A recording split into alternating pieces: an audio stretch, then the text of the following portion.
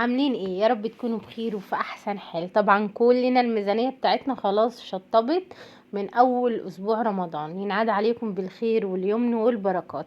هنسمي الله ونصلي على الحبيب المصطفى. اللهم صل وسلم وبارك على سيدنا محمد وعلى اله وصحبه وسلم تسليما كثيرا. كل يصلي على النبي ولايك للفيديو. انا النهارده هعمل سفرة عالمية من غير لا لحمة ولا فراخ، ومكونات بسيطة جدا جدا موجودة في كل بيت. دايما عندي حاجة بحب اطبقها في رمضان.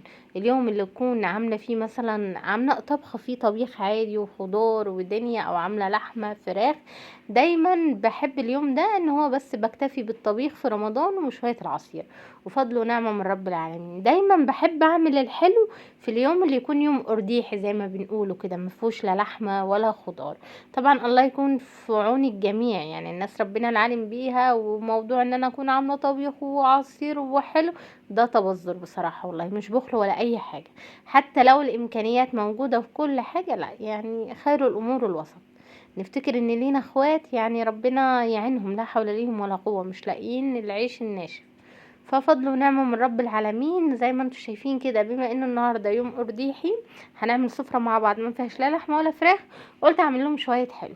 الحلو اللي انا بعشقه ليه ذكريات معايا فوق يعني ما تتخيلوا. الحلو ده اخويا ربنا يبارك لي في عمره ويديله الصحة ويحفظه يا رب، هو اللي علمهولي.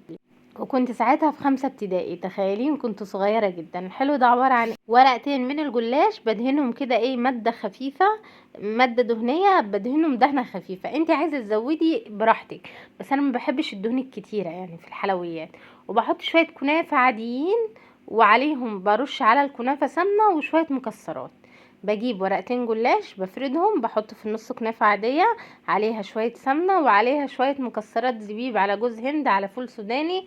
والمكسرات واخده معلقه سكر كبيره كانت، واخده رشه فانيليا. مفيش اسهل من كده، والفهم زي الرول. والصينيه بكون دهنها كويس وبدهنهم كويس جدا بالماده الدهنيه اللي هي سمنه مع زبده مع زيت. وبدخلهم الفرن ايه على درجه حراره هاديه وسط، يعني انتوا عارفين الجلاش مش بيستحمل. زي ما انتوا شايفين كده في حله على النار فيها شويه سمنه وشويه زيت. نزلت بكيلو رز شوحتهم، وعندي 2 حبة بصلة. بقطع البصل زي ما انتم شايفين كده حلقات صغيرة. وبعدين طبعا اللهم صل وسلم وبارك على سيدنا محمد. ببتدي ان انا ايه يعني اسلك كده البصل من بعض كده. وعندي هنا بصلاية صغيرة جدا مبشورة، بصلاية صغيرة جدا مبشورة. بضيفها على الرز وعلى العدس، وبقلب الاتنين مع بعض. جربوا الطريقة دي وهتدعولي. حطينا الرز، حطينا معاه بصلاية صغيرة مبشورة يا جماعة، وحطينا وقلبناهم مع بعض كويس. وبعدين نزلنا عليهم بالعدس وقلبنا كل المكونات دي مع بعض. هنا عندي شوية زيت في حلة صغيرة، هنزل بيهم بالبصل بتاعي بحيث ان هو ياخد لون كده معانا حلو. وببتدي ان انا ايه على قد ما اقدر زي ما قلت اقلب في الرز مع العدس مع البصلايه المبشوره دي لحد لما ياخدوا يدوا كده، عشان عايزه ايه الكشري بتاعي يبقى مفلفل وجميل. خلاص خلصت كده وحطيت البصل. عملت بقى شويه توابل. التوابل دي عباره عن ايه؟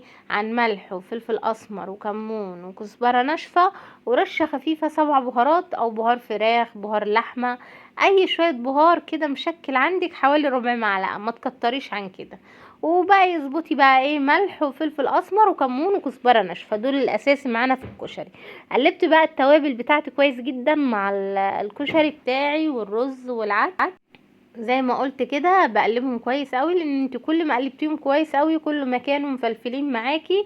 وبكون مجهزه ميه. عايزه اقول لكم ان الميه اللي استخدمتها ميه من الحنفيه عاديه، انت عايزه تسخني ميه براحتك خالص. وبغطي بقى ايه الميه، بخليها تغطي الكشري بتاعي. وبعدين بغطيه اول 3 دقايق كده على نار عاليه، اول 3 دقايق كده على نار عاليه. وبعدين بديله تقليبه واوطي النار واسيبه كده بياخد ايه حوالي تلت ساعه. واسيبه ياخد ويدي بقى ايه على نار هاديه. طبعا على حسب الكميه اللي عندك، كل ما الكميه كانت كبيره كل ما اخدتي وقت اكتر في التسويه، والعكس. زي ما انتم شايفين كده خلصت. عندي هنا حبة طماطمايه وعندي فلفلايه وعندي خيارايه، وهبتدي ان انا اعمل سلطة عادي على ايدي كده. اي نعم جبنا البلانشة مع بعض، بس انا ماليش في جو التقطيع على البلانشة وبالذات في السلطة.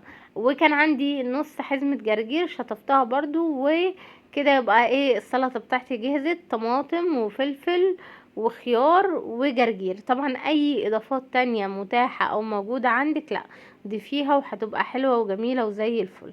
خلصنا السلطة برضو في اليوم اللي هو بيكون زي ما قلت ما فيهوش لا لحمة ولا فراخ. بحاول بقى ان انا ايه اشكل. ومع العلم عايزة اقول لكم والله العظيم كان الاكل خرافة.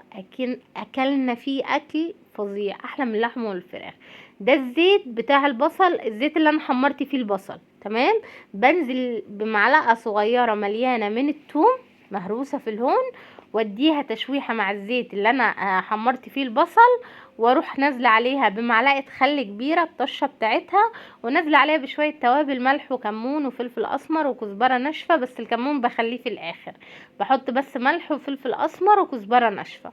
وبنزل بعصير الطماطم واسيبهم ياخدوا ويدوا مع بعض. هنا بقى في تركايه بعملها حلوه قوي. ده الهون اللي انا دقيت فيه التوم، بنزل عليه بمعلقه خل صغيره وبعصير ليمون وشويه كمون وملح وفلفل اسمر وكزبره ناشفه، وبقلب كل الخليط ده مع بعض. وممكن مع معلقه ميه كبيره كده. عايزه اقول لكم الريحه بتاعه الثوم اللي بتكون في الهون موجوده مع التوابل مع الخل مع الليمون، لما بنزل عليها على السلطه كانك عامله دريسنج او كانك عامله صوص للسلطه كده ايه عالمي، بتبقى في حته تانية. هنا الصلصه بتاعتي خلاص بعد ما اتسبكت وجهزت معايا وزي الفل.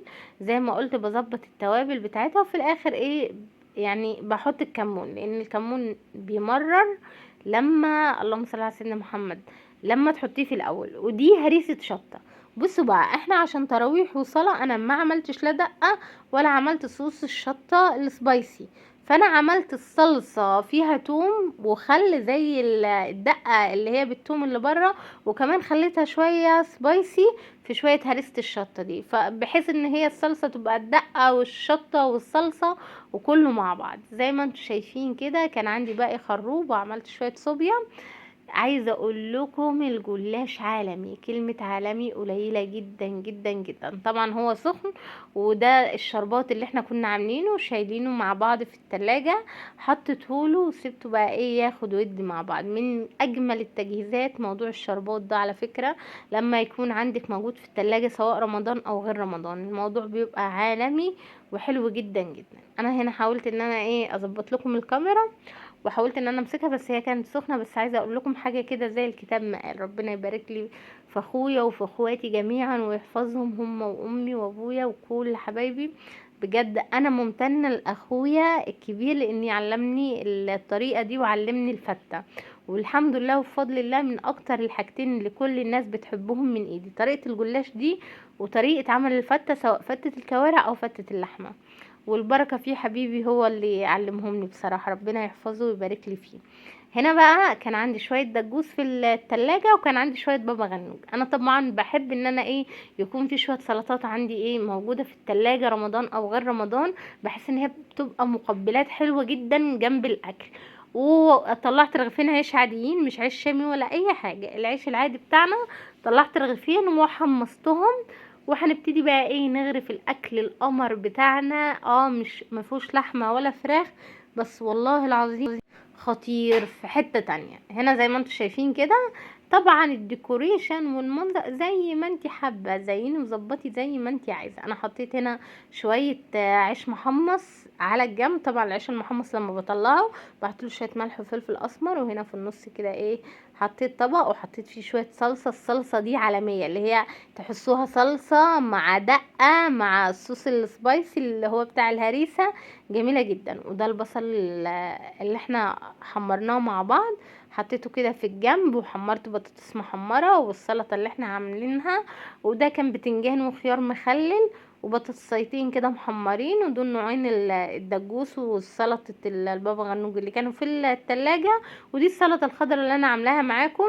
وحطيت السلطة بتاعت بابا غنوج مع شويه العيش المحمص كده في طبق.